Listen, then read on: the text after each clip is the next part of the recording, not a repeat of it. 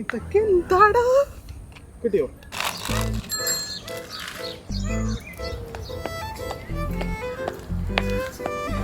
സിമ്പിളായിട്ട് ഞാൻ പറയാം.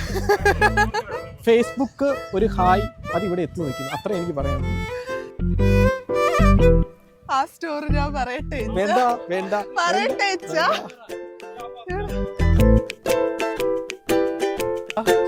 സന്തോഷമുണ്ട്. ശരിക്കും പറഞ്ഞാൽ കല്യാണം നടക്കുമെന്ന് നമ്മൾ വിചാരിച്ചില്ലല്ലോ.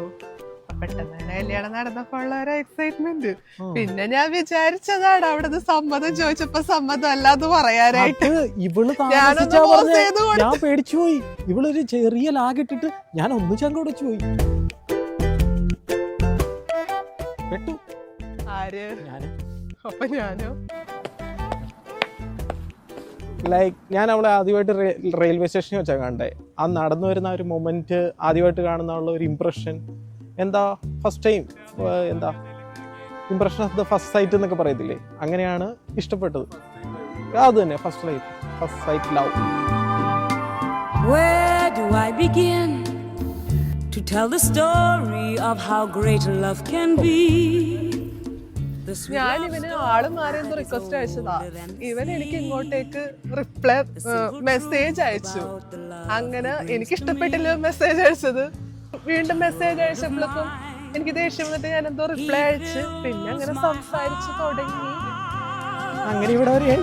He fills my heart with very special things, with angel songs, with wild imaginings.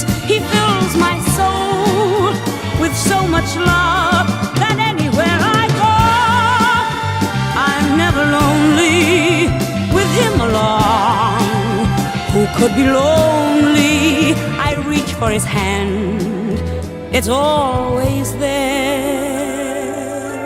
ചിരിച്ചുകൊണ്ടുള്ളത് നല്ല സ്മൈലാണ്, അടിപൊളി സ്മൈലാണ്. അത് നമ്മൾ എന്തായാലും വീണു പോകും. അങ്ങനെ ഞാൻ വീണു പോയി. With so much love that anywhere I go, I'm never lonely with him along.